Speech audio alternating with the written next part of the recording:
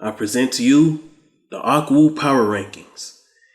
And this is just something I want to have fun with. But at the same time, be serious. Maybe some league could consider using this same point system someday. Now, the reason why I wanted to create a point system, because I think the current soccer point system, traditional football point system, can be misleading at times. You know, there's a lot of teams that loses a couple games and they're still in playoff contention. Why is that? Well, because you don't lose points for losing matches. Well, in my point system, you lose points for losing matches. And the reason why I got it like that, because I truly want to see who are the true contenders and who are not the true contenders. I truly want to differentiate the real from the fake. I want to differentiate the strong from the weak. So in my point system, a team loses 2 points per match not per match, but for losing a match. Any match you lose, that's negative 2 points. Now for a win, it's still 3 points, similar to traditional football. A draw, that's 1 point. But however, here's the catch right here. Scoreless draws, no points. That means if you don't score, if you don't score and the other team don't score, if 2 teams don't score, no points. Scoreless draws, no points for both teams. Because a team should not be awarded points if they don't score. If you don't score, no points. That's the kind of soccer system that I believe in, and the kind of soccer system that I would love to see implemented someday. Now, I have 4 brackets. I have the elite bracket, the contender bracket, the achiever bracket, and the struggler bracket. The elite bracket is for teams that have 30 or more points. Contender is 29 to 20. Achiever is 19 to 15. And any points below 15, that is the struggler bracket. Also, there are bonus points. So a team could get either 1 bonus point or 2 bonus points. And bonus points only come within the 90 minute of stoppage time. So if a team comes from behind and forces a tie within the 90 minute stoppage time, the team will get 1 bonus point added to the regular 1 point that they got from the game in the draw. So the team will have 2 points from that match. If a team happens to break the tie and win it in 90 minutes of extra time or stoppage time, that's 2 bonus points. So that'll be 5 total points. You get the 3 points for the win, and then the team gets a bonus 2 points for winning it in stoppage time. So that's part of the AkWu power rankings. The AkWu point system. And I'm just doing it just for some personal fun.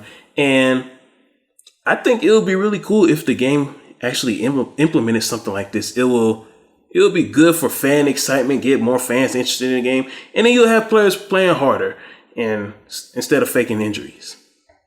So without further ado, I present to you the AkWu Week 21 MLS Power Rankings.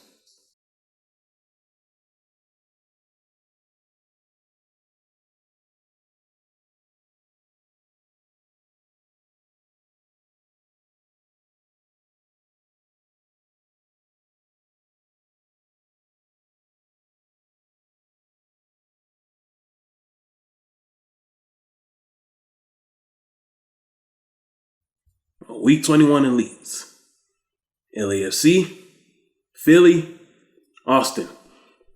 Now, you may be wondering, why is LAFC on top of Philly?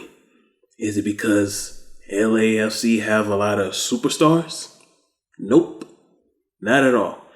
See, in my rankings, when a team has the same amount of points and the same amount of earned points, both of those teams won this past week in week 21, then what determines the tiebreaker is who has the most wins. And on the season, LAFC has more wins than Philly. So that's why LAFC is number 1. Austin's number 3. Why? Because they didn't win this past week. They only got a tie against Dallas. Contenders. Now, these are the teams that have between 29 and 20 points. New York Red Bulls, NYCFC, Dallas, Salt Lake. So last week, New York Red Bulls, they were an elite. But because they lost to NYCFC, they moved down to the contender bracket. And now they're only 3 points ahead of NYCFC and in total rankings. New York Red Bulls is ranked 4, NYCFC is ranked 5. And you have Dallas at 6. Salt Lake, they bounced back a little bit since that ATL loss. They're at 20. Now the Achievers, these are the clubs that got between 19 and 15 points. So you got 6, you got a couple of them. Got Orlando, Montreal, Columbus, Minnesota, LA Galaxy, and they're continuing their downward spiral. LA Galaxy was once a contender. LA Galaxy was once in the contenders bracket. And Cincy, they're having a tough season right now. A couple of their games was due to poor reffing. So Cincy, they really got it tough right now. But typically, the Achievers they're like the teams that are in between. They're not good, but they're not bad. These teams are typically average. Montreal, at one point, it looked like they were getting ready to be the top team, not only in the Eastern Conference, but the MLS as a whole. But Montreal, they've had 2 bad losses recently within this month. They had a loss to Kansas City and a blowout loss to LA Galaxy. Not LAFC, but LA Galaxy. So that's why they were once a contender, but they dropped to Achievers. And now they're looking to move their way back up, especially since the resurgence of NYCFC and the offensive resurgence of Philly and the New York Red Bulls. They're holding their own weight at the top. The Red Bulls have been at the top. They've been top 3 seed in the Eastern Conference throughout this whole season, largely. So those are your Achievers. Also, Columbus. Columbus was once a struggler, but ever since the signing of Cucho Hernandez, Columbus has been a different team. And this is why I believe that the Columbus crew, they're the biggest winners in the MLS summer transfer window, because Cucho is making a bigger impact on this team than Garrett Bell. Because you see, LAFC, they were already loaded with talent before LAFC recruited Garrett Bell. So, and they're not going to be relying on Garrett Bell to play much minutes. LAFC, without signing Shalini and Bell, LAFC was still going to make the playoffs this season, in my opinion. Now, the strugglers. Now, some of you may be surprised seeing Nashville. How is Nashville a struggler, but they're like a top 5 or a 6 seed? They're above the playoff line in the MLS regular standings. Well, remember, in my rankings, in the AkWu rankings, teams loses points for loss. In the MLS rankings, teams do not. In the MLS point system, traditional points system, the soccer point system, teams do not lose points for losses. So that's why I said soccer standings can be misleading. It can make you think that teams are really, really good when they're really not that good. I really like Nashville, and I truly believe they can be the disruptors. And because of the MLS point system, the soccer point system, teams not losing points for losses, they're benefiting off of that. But in my standings, Nashville is a struggler. Nashville have lost a couple matches. And the reason why they've lost a couple matches is because they're a Southeast team that's playing a Western Conference schedule. So they take a lot of far road trips throughout the season. Next season, they're going to be much better than what they are now. Now, these other clubs are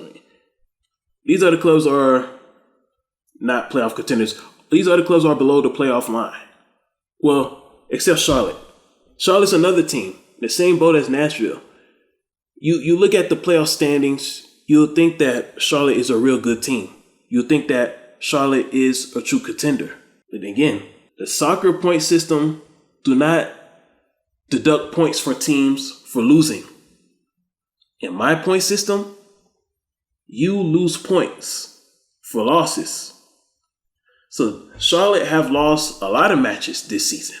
And because they lost a lot of matches this season, this is why they're ranked number 24 in the AkWu power rankings. But in the MLS power rankings, they don't lose any points for losses. And that's just soccer in general.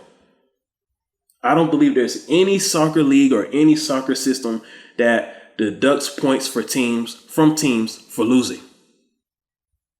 So that's why I say soccer, the standings, like the playoff standings, it can be misleading because you look at a team and you think that they're really good based on their standings, but they're really not.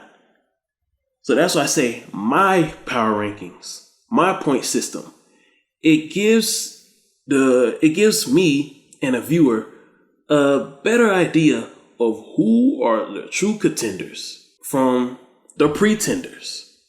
And in my rankings, Nashville and Charlotte are pretenders. Why? Because they have a lot of losses on the season. It doesn't matter about injuries. It doesn't matter about coaching change. A loss is a loss, period. So these are my power rankings.